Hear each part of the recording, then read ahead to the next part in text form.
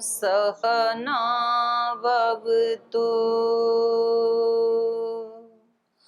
सहनौ भुनक्तु सह वीर्यं करवावहै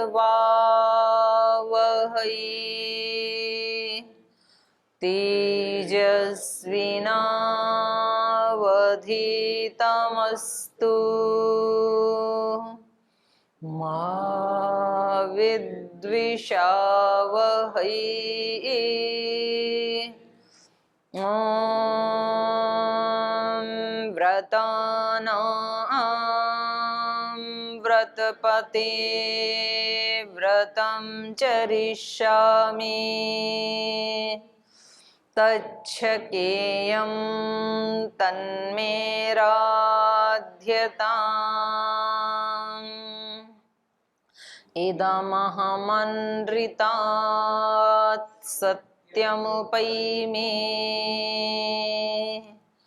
ॐ शान्ति शान्ति शान्तिः।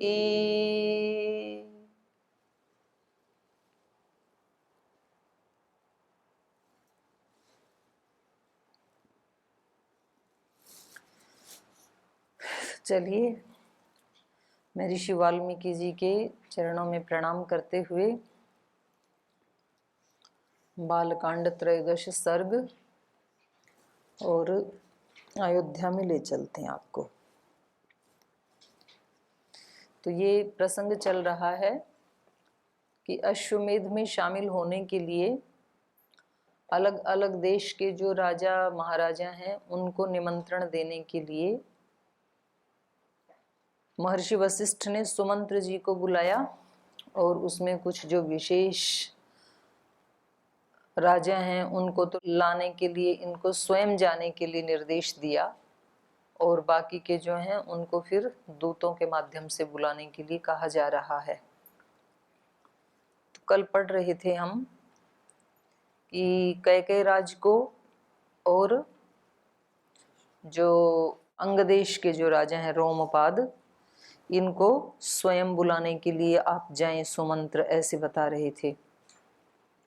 तथा कौशल राजानम भानुमंतम सुसत्कृतम मगध अधिपतिम, और जो मगध के अधिपति राजा हैं उनको भी, जो जिनका नाम भानुमान है, उनको भी आदरपूर्वक बुलाने के लिए निर्देश दिया। तो ये प्रसंग चल रहा था। तो कल के पाठ से कहीं किसी का कोई प्रश्न है? ओम जी, मेरा सवाल ये है कि स्मृति जो हमारी है, उचित समय पर अच्छे संस्कार उसमें कैसे लाए जाएं? उसके लिए क्या किया जाए कि उचित समय पर हमारे वो तो स्मृति में। अगली कक्षा का प्रश्न पूछ लिया आपने। स्मृति तो स्मृति होती है, उसमें जो आपने कर्म किए अच्छे या बुरे उनकी स्मृति बनी रहती है, एक शक्ति है स्मृति। तो आप ऐसे नहीं कर सकते कि बुरी वाली को तो हटा दें और अच्छी वाली को रख लें, तो दोनों को ही रखती है। और जब आप हटाएंगे तो वो दोनों ही जाएंगी फिर एक साथ, जब उसको क्रॉस कर लेंगे। तो प्रयास पूर्वक हम अच्छी स्मृतियों को उठा के रख सकते हैं। और वहाँ भी जो स्मृति की बात हो रही है वो दोनों स्मृतियों की बात हो रही है, तो उसका फिर उसी कक्षा में कर लेंगे वो, क्योंकि प्रसंग बिल्कुल दूसरा है। यज्ञ की तैयारियां चल रही हैं, लेकिन इसको यदि आप अध्यात्म यज्ञ के साथ जोड़ेंगे, क्योंकि ये जो शास्त्र के वचन होते हैं वो जैसे बाहर का वर्णन होता है यथा ब्रह्मांडे तथा पिंडे, अंदर के साथ भी जुड़ा हुआ होता है।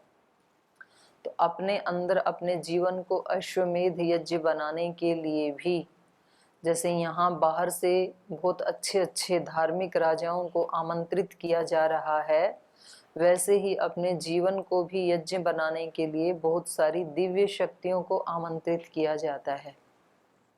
संध्या उपासना में जब साधक बैठता है तो मनसा परिक्रमा के जो 6 मंत्र हैं उनमें 6 दिशाओं में रहने वाली जो शक्तियां हैं उनका आह्वान किया जाता है। कहीं कहीं चारों दिशाओं के देवताओं का, कहीं 10 दिशाओं के देवताओं का आह्वान किया जाता है, कहीं ब्रह्मांड में जितनी भी दिव्य शक्तियां काम कर रही हैं उन सब का आह्वान किया जाता है। तो जीवन यज्ञ भी तभी सक्सेस होता है जब उसमें बहुत सारी दिव्य शक्तियां सम्मिलित होती हैं। तो इस रूप में उसको जो अत्यंत महत्वपूर्ण शक्तियां हैं जिनके बिना हमारा जीवन यज्ञ आगे नहीं चलेगा और हम जिनको बहुत महत्व देते हैं अपने जीवन में, तो उनका आह्वान करने के लिए विशेष बल दिया जाता है। फिर और कुछ और भी दूसरे हमारे अंदर गुण आए तो उनके लिए फिर सामान्य रूप से आह्वान किया जाता है। जीवन में एक कुछ होती हैं प्राथमिकताएं, जैसे श्रद्धेय स्वामी जी महाराज के जीवन में योग की प्राथमिकता है, फिर उसके साथ साथ और भी बहुत सारे कार्य चल रहे हैं, उसके साथ एजुकेशन का भी चल रहा है, उसके साथ स्वदेशी का भी कार्य चल रहा है, उसके साथ और भी लोक उपकार के कृषि का भी कार्य चल रहा है, फिर कई सारे कार्य चलते हैं, लेकिन एक दो कार्य कोई मुख्य होते हैं व्यक्ति के जीवन में। महर्षि दयानंद ने अनेक प्रकार के कार्य किए, लेकिन उनमें सबसे ज्यादा प्राथमिकता थी उनके जीवन में सच्चे शिव को पाना, उसी को लेके वो चले थे। तो अपने जीवन को यज्ञ तो बनाने के लिए बहुत सारी शक्तियों का आश्रय हमें लेना पड़ता है, लेकिन उसमें कुछ चीजों को हमें प्रायोरिटी देनी पड़ती है। जैसे जो देशभक्त अपने भगत सिंह जैसे जो राष्ट्रभक्त शहीद हुए हैं, तो उनके जीवन में प्रायोरिटी थी राष्ट्रभक्ति की। फिर और भी कई सारे गुण होते हैं उनके जीवन में, लेकिन उसको वो सर्वोपरि रखते हैं, उसके लिए जान भी देनी पड़े तो फिर वो तैयार रहते हैं उसके लिए। तो ऐसे व्यक्ति को अपने जीवन को यज्ञमय बनाने के लिए किसी एक चीज को सबसे ऊपर रखना पड़ता है। कोई ऊपर रखता है कि मेरे लिए माता पिता की सेवा सबसे ऊपर है, जैसे श्रवण कुमार ने रखा। कोई रखता है कि मेरे लिए गुरु की सेवा सर्वोपरि है, तो जैसे अर्जुन ने रखा, जैसे छत्रपति शिवाजी महाराज ने रखा, जैसे विवेकानंद जी ने रखा। किसी के जीवन में होता है मेरे जीवन में सेवा सर्वोपरि है, बाकी चीजें गौण हैं। जैसे कि हनुमान जी ने रखा, उनके जीवन में ऐसा नहीं है, वो बहुत बड़े वैयाकरण हैं, विद्वान हैं, लेकिन आज उनकी पहचान वैयाकरण के कारण नहीं है। हनुमान जी की पहचान किसके कारण है? सेवा के कारण है, क्योंकि उन्होंने अपने जीवन में सेवा को सबसे ऊपर रखा कि श्री राम की सेवा करना ये मेरे जीवन का मुख्य उद्देश्य है। तो उसमें फिर जो उन्होंने कह दिया, और कई कई बार तो ऐसे हो कि कहने की जरूरत ही नहीं पड़ी, इशारे से ही समझ जाते हैं। अब श्री राम को किस चीज की आवश्यकता है, खुद आगे आकर के सेवा लेते हैं। जिस समय लक्ष्मण को शक्ति बाण लगता है और वहां पर सुषेण को जैसे तैसे लाने की बात करते हैं विभीषण, तो वहां चर्चा होती है भाई उनको लाए कौन वहां से। तो बहुत सारे लोग तो थे वहां पर, सुग्रीव भी थे, अंगद भी थे, और भी बहुत सारे नल नील आदि महापुरुष थे, जाम्बवंत थे, बहुत सारे लोग थे, लेकिन वो खुद आगे आए कि ये काम हम करेंगे इस काम को। तो सेवा दी नहीं जाती, सेवा ली जाती है। जिसको अपने जीवन में सेवा को प्रायोरिटी पे रखना है तो उसको सेवा ढूंढते रहना चाहिए कि अब स्वामी को किस चीज की आवश्यकता है। जिसकी वो सेवा करना चाहता है उस व्यक्ति को इस समय किस चीज की आवश्यकता है, उसको क्या चाहिए, तो खुद ध्यान रखता है अपने श्रद्धेय की इच्छाओं का, उसको कहना नहीं पड़ता है। फिर सुषेण को जैसे तैसे ले तो आए, तो उसने बोला कि वहां से अगर कोई संजीवनी वटी लाए तो ये ठीक हो सकते हैं। अब फिर मुसीबत, श्री राम ने नहीं कहा हनुमान जी को कि आप जाओ, वो कह रहे हैं भाई ये तो इम्पॉसिबल है, ये काम तो रातों रात कैसे जाया जा सकता है वहां पे। तो उन्होंने कहा कि जब तक मैं जिंदा हूं तब तक आपको इम्पॉसिबल शब्द नहीं बोलना है। तो ये जो प्रसंग है, किसी व्यक्ति के जीवन में किसी एक चीज की प्राथमिकता तो होनी ही चाहिए। जिसके जीवन में किसी चीज की प्राथमिकता नहीं है वो कहीं पहुंचता नहीं है। फिर कहीं ना कहीं तो व्यक्ति को कुछ तो आदर्श, कुछ तो लक्ष्य बनाना ही होता है ना, और नहीं तो ठीक है फिर पहुंच गए पतंजलि योग पीठ में, अपने रोटी खाते जा रहे हैं, कुछ गलत काम तो करते नहीं है, पर कोई सही भी ऐसा नहीं है कि जिससे आपकी कोई पहचान बन सके। अब संगठन की सेवा में लगे हैं 8-8, 10-10 साल से, लेकिन कोई ऐसा काम नहीं किया कि उसको ऐसे कहा जाए कि भाई इस व्यक्ति ने अपनी पहचान बनाई। कुछ लोग 2-3 साल में अपनी पहचान बना लेते हैं, फिर वो उनको देख करके क्रिटिसाइज करते हैं, हम तो 10 साल से जुड़े हुए हैं, ये तो 3 साल से आई थी संगठन में। भाई तूने 10 साल से किया क्या है वो तो बता। हम तो शुरू से वहां भी योग प्रशिक्षण शिविर अटेंड करते थे, 10 साल हमने सेवा भी की, ये तो सीधे अभी आए थे कॉलेज से पढ़ते पढ़ते, और इनको तो इतनी बड़ी जिम्मेदारी मिल गई। तो भाई उसने कुछ तो करके दिखाया ना प्रामाणिकता से, आपने क्या किया? तो जब तक व्यक्ति अपने जीवन में किसी चीज को प्राथमिकता नहीं देगा, कोई व्यक्ति अपने स्वधर्म को, स्वकर्म को प्रायोरिटी पे रखता है, कुछ भी हो जाए मुझे अपने स्वधर्म को नहीं छोड़ना है, नहीं तो व्यक्ति सबसे पहले अपने स्वधर्म को छोड़ता है, हड़ताल करके बैठ जाती हैं इंद्रियां, बहाना मारता है फिर आज योग में नहीं जाएंगे। क्यों नहीं जाओगे? बता देंगे जुकाम हो गई थी, जुकाम होगी तो भी आना है। आज कक्षा में नहीं जाएंगे, क्यों नहीं जाएंगे? मुझे बुखार हो गया था, खांसी आ रही थी, खांसी हो बुखार हो तब भी कक्षा में आना है। महाराज जी ने कभी पिछले 30 वर्षों में एक बार भी ऐसे नहीं कहा कि आज इसलिए नहीं आना है शिविर में। बारिश हो तब भी आते हैं, रात को 2 बजे सोए तब भी आते हैं। तो इसलिए वो क्या बन गई? योग ऋषि बन गई।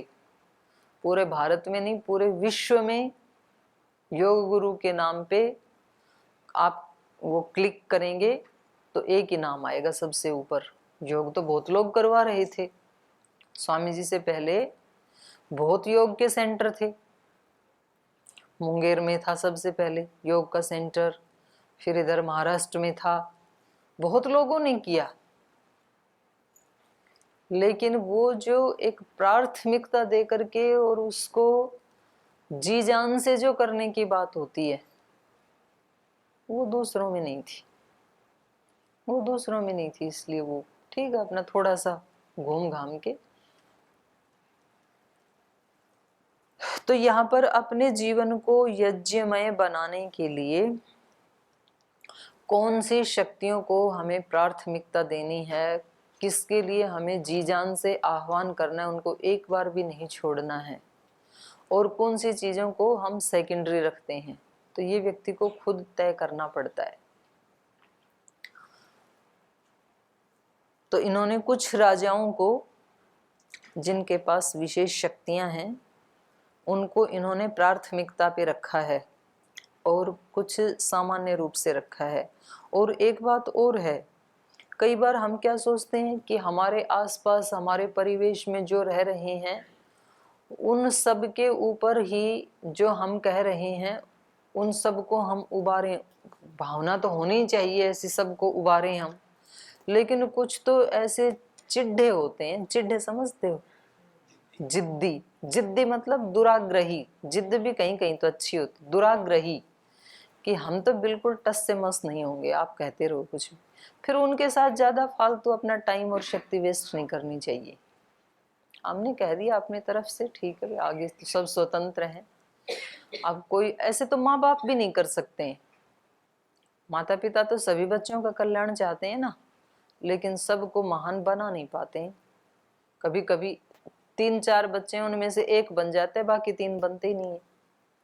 तो उसमें माँ बाप का कोई ऐसा भेद करने का उनकी इंटेंशन नहीं थी, लेकिन सबके अपने अपने संस्कार हैं, नहीं सुनते हैं, नहीं सुनते हैं तो क्या करेंगे फिर।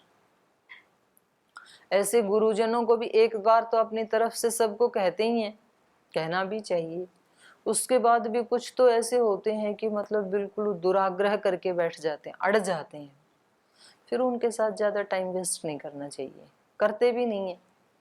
किसके पास इतना समय है कि किसी बिल्कुल ऐसे जिद्दी व्यक्ति के पीछे लग के अपनी वाली भी यात्रा को कोई खतरे में डालेगा? किसके पास टाइम है? तो यहाँ चलने वाले को ही सहायता की जा सकती है, गुरु नया निर्माण कभी नहीं करते हैं, ध्यान रखना। गुरु हमारे अंदर जो बीज है उसको विकसित करने में सहायता करते हैं। जैसे धरती माता में बीज बोते हैं तो धरती माता क्या सहायता करती है, उसमें जो खाद पानी देते हैं तो खाद पानी आकाश क्या सहायता करते हैं, जो उस बीज में शक्ति है उसको अभिव्यक्त करने में सहायता देते हैं। कभी धरती ऐसे नहीं करेगी कि आप नीम का बीज बो और उसमें आम पैदा कर दे। धरती में तो ये शक्ति है ना आम वाला रस भरने की भी, एक पौधे में तो भरती है ना आम का रस, तो पास पास ही तो लगे, इधर आम का है, इधर नीम का बीज बोया था, इधर आम का बोया था, तो वही तो एरिया है। लेकिन धरती क्या करती है, एक में मीठा रस भरती है, एक में कड़वा भरती है, क्योंकि जो बीज के अंदर जो शक्ति है उसको अभिव्यक्त करती है धरती। तो गुरुजन क्या करते हैं, हमारे अंदर जो है उसको विकसित कर सकते हैं, नया निर्माण नहीं कर सकते हैं कभी भी। तो जिनके अंदर जो शक्ति है वो सहारा लेकर के ऊपर उठ जाते हैं, जिनके अंदर वो है ही नहीं संस्कार, तो उसको कितना भी उपदेश दे लो, कितना भी समझा लो, अपने जीवन का उदाहरण दे दो उनको चाहिए, तो वो उस जीवन में भी मीन मेख निकाल ही देंगे, दोष ढूंढ ही लेंगे। उनको विश्वास ही नहीं होता है, क्योंकि उनका अपना चित्त उतना ग्रहणशील है ही नहीं, उन चीजों को ग्रहण कर ही नहीं पाता है वो, तो फिर उनको भी कुछ ना कुछ तो त्रुटि दिखी जाती है वहां पे। तो हमें प्राथमिकता किसको देनी है, श्रद्धेय स्वामी जी महाराज जैसे दो चीजों को सबसे ज्यादा प्राथमिकता देते हैं। एक देते हैं योग को, सेंटर में योग होना चाहिए, और उसके बाद दूसरा देते हैं स्वधर्म स्वकर्म को। अपना स्वधर्म कभी नहीं छोड़ना, अपना स्वकर्म कभी नहीं छोड़ना, कुछ भी हो जाए। और उस स्वधर्म स्वकर्म को करने के लिए फिर प्रचंड पुरुषार्थ, सामान्य पुरुषार्थ नहीं, ढीले ढाले नहीं, अपने कर्तव्य को इतनी बखूबी से निभाओ कि एक दिन आपकी पहचान बन सके। किसी भी फील्ड में आप सेवा भी करते हैं तो सेवा धर्म भी फिर ऐसा होना चाहिए हनुमान जी जैसा। फिर ये बीच में ये बैरिकेड नहीं आने चाहिए कि 2 महीना तो हम आदेश का पालन करेंगे, फिर तीसरे महीने छोड़ देंगे हम, फिर चौथे महीने में करेंगे, 5वें में फिर छोड़ देंगे। ये सेवा नहीं होती, ये आदेश पालन नहीं होता है। 1 महीना तो हम बहुत श्रद्धा से युक्त व्यवहार करेंगे, फिर दूसरे महीने में झगड़ा करेंगे, फिर तीसरे महीने में तो ठीक हो जाएंगे, चौथे महीने में फिर नाराज होंगे, फिर झगड़ा करेंगे। ये सेवा नहीं होती है। कहीं तो फिर व्यक्ति को ये रखना ही पड़ता है कि भाई ये व्यक्ति जो है ये मेरे जीवन का आदर्श है, और इन्होंने जो कह दिया उसमें फिर हमें ये पीछे मुड़ के नहीं देखना है। आचार्य जी जो एक पुल तोड़ने की बात बोलते हैं ना, बार बार टेस्टिंग नहीं करनी होती, बार बार चेकअप नहीं करना होता। एक बार किसी को अपना आदर्श माना, एक बार किसी को अपना गुरु माना, तो उसमें फिर बार बार नहीं करना पड़ता है कि चलो अभी थोड़ी सी इनकी चेकअप और कर लेते हैं कि इनके अंदर वो पात्रता है कि नहीं। एक बार शादी हुई, एक बार किसी को पति पत्नी माना, तो फिर बार बार जीवन में चेक नहीं किया जाता है। फिर वो सारी जिंदगी के लिए हो गया एक रिश्ता, और वो निभाना होता है और निभाना चाहिए। जो रिश्ते तोड़ते हैं तो उनका आत्मबल कम हो जाता है, फिर वो कुछ बड़ा नहीं कर पाएंगे। ठीक है, रोटी तो खाते ही हैं, वो भी खाता रहेगा, वो भी खाती रहेगी, तो उसके लिए जीवन थोड़ी है। रिश्ते बनाना सरल होता है, निभाना कठिन होता है। रिश्ते निभाने चाहिए। गुरु के साथ एक बार रिश्ता बनाया तो फिर गुरु के साथ रिश्ते को निभाना चाहिए। दही जमाते हैं तो दूध में एक बार जामुन डाला तो फिर सारी रात 1-1 घंटे में चेक करोगे क्या दही बना कि नहीं बना? हिलाते रहोगे, उगाड़ उगाड़ के देखते रहोगे क्या उसको? तब कभी दही नहीं जमेगा। ऐसे कहा जाता है, एक बार दूध में जामुन डाला तो अब उसको छूना नहीं है, हिलाना नहीं है दूध को। मालूम है आपको, अगर आपने दूध को हिला दिया तो दही नहीं बनेगा। फिर उसको ढक के रख दो शांति से, और उसको 6-8 घंटे ऐसे ही रहने दो। फिर उघाड़ के देखना, रखा था दूध और मिलेगा कैसे बन गया, रखे रखे। तो वो हो रहा है ना अंदर अंदर परिवर्तन। छोटा सा जामुन डाला था, तो एक बार अपने आप को गुरु को समर्पित किया, तो अब गुरु को करने दो काम, आप चुप रहो। तो कुछ 5-7 साल चुपचाप रहो तो फिर परिवर्तन आ जाएगा।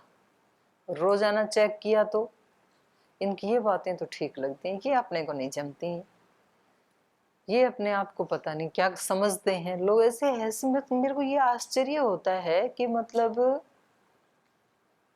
उसी व्यक्ति के पैर छू लेते हैं और उसी व्यक्ति के बारे में ये बात कैसे बोल सकता है व्यक्ति। ये अपने आप को समझते क्या है, अपने आप को ज्यादा ही समझदार दिखाते हैं, तो फिर तो पैर क्यों छूता है उसके। अपने साथ ही धोखा है ये। इस तरह की बातें हमें निकालनी चाहिए। तो जीवन को यज्ञ बनाने के लिए केवल यज्ञ में बनाना है ऐसे कहने से यज्ञ में नहीं बनेगा। उसके लिए फिर विशेष शक्तियों की सहायता लेनी पड़ती है, क्योंकि हम अपने आप में उतने समर्थ नहीं है। महाराजा दशरथ बहुत समृद्ध हैं, बहुत समर्थ हैं, परम धार्मिक हैं, लेकिन अश्वमेध यज्ञ करने के लिए तो कहीं श्रृंगी ऋषि को लाए हैं, तो कहीं ऐसे विशेष राजाओं को आह्वान कर रहे हैं। यज्ञ हमेशा दूसरों की सहायता से ही होता है। कुछ ऐसे काम होते हैं जो हम अकेले कर सकते हैं, कुछ ऐसे काम होते हैं जो टीम वर्क होते हैं। टीम वर्क हमेशा टीम से ही होगा। श्रद्धेय स्वामी जी महाराज एक युग पुरुष हैं, एक संकल्प सिद्ध योगी हैं, लेकिन जो संगठन का कार्य है उसमें तो करोड़ों लोगों को जोड़ना ही पड़ेगा, तभी कार्य होगा। जोड़ना ही चाहिए और अच्छा ही लगता है उसको जोड़ने में। तो इसलिए अपने जीवन में हमें ऐसे नहीं समझना चाहिए कि जी मैं तो बस अपने आप में ही पूरा सक्षम हूँ और एक मैंने स्वामी जी महाराज को अपना गुरु मान लिया है, फिर बाकी मेरे को किसी से कोई लेना देना नहीं है। नहीं, सभी शक्तियां ही मिलकर के हमारे जीवन को यज्ञमय बनाती हैं। तो घरों में भी ये होता है ना, तो जी मैं अपने पति को तो बहुत प्रेम करती हूँ, पर ये सास ससुर जो हैं, जेठ देवर, ये सब ये मेरे को पसंद नहीं है। तो फिर आप कभी आदर्श बहू नहीं बन सकती हैं, क्योंकि जो पति जहां से आए हैं उसका ही जब आप अपमान कर रहे हो तो आपका जीवन कैसे आदर्श बन जाएगा। तो एक रिश्ता जोड़ने के साथ साथ 50 रिश्ते जुड़ते हैं और वो सब निभाने होते हैं। सास ससुर की जगह सास ससुर का सम्मान करना होता है, जेठ देवर देवरानी जेठानी और जो भी उसमें हैं वो सब रिश्ते निभाने होते हैं। तब कहीं जाकर के गृहस्थ में सर्टिफिकेट मिलता है ये आदर्श बहू है। ऐसे गुरु के साथ संबंध जोड़ने से 50 संबंध और जुड़ते हैं। आपके किचन में काम करने वाला है उसके साथ भी संबंध जुड़ गया, आपको जो पढ़ाने वाले हैं उनके साथ भी संबंध जुड़ गया, आपको जो योग सिखाने वाले हैं, जो यज्ञ करवाने वाले हैं, जो भी इस परिसर में रहते हैं उन सब के साथ संबंध जुड़ गया। और उनमें से किसी के साथ भी मिसबिहेव करते हैं तो आप कभी आदर्श शिष्य तो बन नहीं सकते। उसी के साथ उसी का ही स्वरूप है। इसलिए तो ये हमें जो शास्त्र हैं, अब रामायण में पढ़ रहे हैं तो अश्वमेध यज्ञ के माध्यम से समझा रहे हैं कि भिन्न भिन्न शक्तियों को, भिन्न भिन्न राजाओं का आह्वान करो, उनको बुलाओ, सब मिल करके करेंगे। उपनिषद पढ़ते हैं तो वहां पर हमें सिखाते हैं कि आप जल को भी ब्रह्म समझो, अग्नि को भी, वायु को भी, सबको ब्रह्म समझ करके उसकी उपासना करो। तो ये क्यों सिखाया जा रहा है? कलेक्टिव रियलाइजेशन श्री अरविंद के शब्द हैं। कृण्वन्तो विश्वम आर्यम में ऋषि दयानंद के शब्द हैं। इनके पीछे एक विज्ञान है, ये बोलने के लिए नहीं है शब्द। ऋषियों को क्या जरूरत थी सर्वे भवन्तु सुखिनः कहने की, वो तो सुखी है ना, तो बाकी जो करेगा वो सुखी हो जाएगा, क्या जरूरत है ऐसे कहने की। अपने लिए जरूरत होती है,